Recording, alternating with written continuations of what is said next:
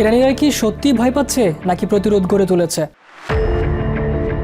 ট্রাম্পের হুমকি কি উল্টো ফল দিচ্ছে? কেন ইরান চাপের মুখেও পিছু হচ্ছে না? এই যুদ্ধ কি ইরানের জাতীয় ঐক্য বাড়িয়ে দিচ্ছে? সাধারণ মানুষ কি এই সংঘাতের সবচেয়ে বড় ভুক্তভোগী হবে? আপনারা দেখছেন TVN24 নিউজ নেটওয়ার্ক। সবশেষ আপডেটে স্বাগত জানাচ্ছি আমি আব্দুল আল মামুন। প্রেসিডেন্ট ডোনাল্ড ট্রাম্পের নির্ধারিত সময়সীমা ঘনিয়ে আসার সঙ্গে সঙ্গে ইরানে এক অদ্ভুত মিশ্র প্রতিক্রিয়া দেখা যাচ্ছে। উদাসীনতা, প্রতিরোধ এবং বিভ্রান্তি একসঙ্গে কাজ করছে। ট্রাম্প হুমকি দিয়েছেন, ইরান যদি হরমুজ প্রণালী খুলে না দেয় তাহলে দেশটির বিদ্যুৎ কেন্দ্র, তেল স্থাপনা, সেতু এবং অন্যান্য গুরুত্বপূর্ণ অবকাঠামো ধ্বংস করে দেওয়া হবে। তিনি আরও ইঙ্গিত দিয়েছেন, কোনো সমঝোতা না হলে একটি পুরো সভ্যতা ধ্বংস হয়ে যেতে পারে। তেহরানের বাসিন্দাদের মধ্যে এই হুমকি নানা ধরনের প্রতিক্রিয়া সৃষ্টি করেছে। অনেকে এটিকে অতিরঞ্জিত বা রাজনৈতিক চাপ হিসেবে দেখছেন। একজন শিল্পকর্মীর সঙ্গে যুক্ত নারী বলেন, তার মনে হয়েছে ট্রাম্প প্রচণ্ড চাপে আছেন এবং হয়তো পরিস্থিতির নিয়ন্ত্রণ হারাচ্ছেন। তিনি এবং তার পরিবার কোনো ধরনের পালানোর পরিকল্পনা করেননি, এমনকি জরুরি প্রস্তুতিও নিচ্ছেন না।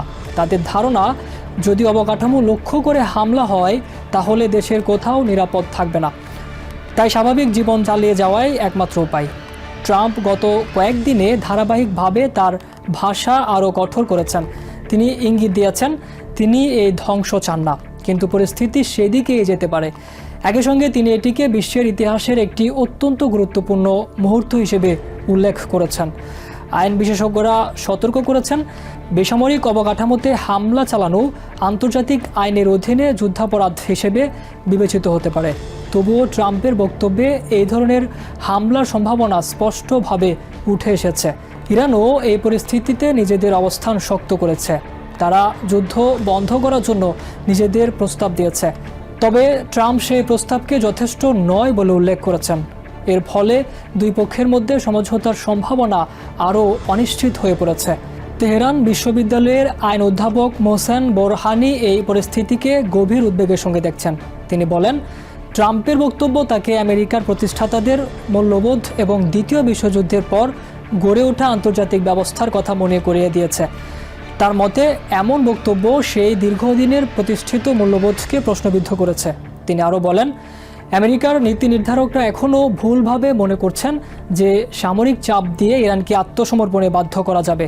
তার অভিমত অনুযায়ী ইরানের রাজনৈতিক কাঠামো এবং সমাজ এমন যে অত্যন্ত কঠোর হামলাও তাদের নতি স্বীকারে বাধ্য করবে না। ট্রাম্পের ডেডলাইনের আগে ইসরায়েল ইরানের বিভিন্ন স্থানে হামলা জোরদার করে। তারা অন্তত 8টি সেতুতে বিমান হামলা চালায় এবং নাগরিকদের রেলপথ ব্যবহার না করার সতর্কতা দেয়। এর ফলে দেশের ভেতরে আতঙ্ক আরও বাড়ে। এই পরিস্থিতিতে ইরানের বিভিন্ন শহরে মানুষ রাস্তায় নেমে আসে। তারা সেতু ও বিদ্যুৎ কেন্দ্রের চারপাশে মানব শৃঙ্খল গড়ে তোলে, যা একদিকে প্রতিরোধের প্রতীক, অন্যদিকে জাতীয় ঐক্যের প্রকাশ। অনেকেই দেশের পতাকা বহন করে এবং রাজনৈতিক নেতাদের সমর্থনে স্লোগান দেয়। তবে এসব সমাবেশ স্বতঃস্ফূর্ত নাকি সরকারের আয়োজনে তা স্পষ্ট নয়। একই সঙ্গে এই পরিস্থিতি ইরানের ভেতরে জনমতেরও পরিবর্তন আনছে। আগে যারা সরকারের সমালোচক ছিলেন তারাও এখন বাইরের হামলার মুখে দেশকে সমর্থন করতে শুরু করেছেন। একজন তেহরানবাসী বলেন, তিনি আগে সরকারের বিরোধিতা করতেন, কিন্তু এখন বিদেশি হামলার কারণে তার অবস্থান বদলে গেছে এবং তিনি দেশের পাশে দাঁড়ানোর প্রয়োজন অনুভব করছেন। অন্যদিকে ট্রাম্প দাবি করেছেন যে ইরানের সাধারণ মানুষ এমন হামলা মেনে নিতে প্রস্তুত, কারণ তারা স্বাধীনতা চায়। তবে অনেক ইরানি এই বক্তব্যের সঙ্গে একমত নন। তারা মনে করছেন এই ধরনের হামলা সাধারণ মানুষের ক্ষতি করবে এবং পরিস্থিতিকে আরও খারাপ করে তুলবে। তেহরানের আরেক বাসিন্দা বলেন, তার পরিচিতদের মধ্যে যারা আগে আমেরিকা ও ইসরায়েলের হামলাকে সমর্থন করতেন তারাও এখন দ্বিধায় পড়ে গেছেন। তাদের আশঙ্কা, এই আক্রমণ শেষ পর্যন্ত সাধারণ মানুষের ক্ষতি করবে, সরকারের নয়। ইরানের কিছু প্রভাবশালী ব্যক্তি সরাসরি আমেরিকার জনগণের প্রতি আহ্বান জানিয়েছেন। তারা বলেছেন, এ ধরনের যুদ্ধ শুধু ইরান নয়, বরং পুরো বিশ্বকে বিপদের মুখে ফেলতে পারে।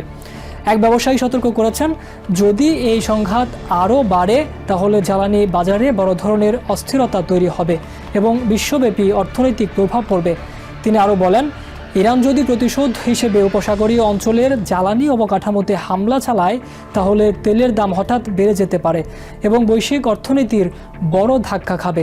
তার মতে এর ফলে আমেরিকাও আন্তর্জাতিকভাবে আরও সমালোচনার মুখে পড়বে এবং নিরাপত্তার ঝুঁকি বাড়বে।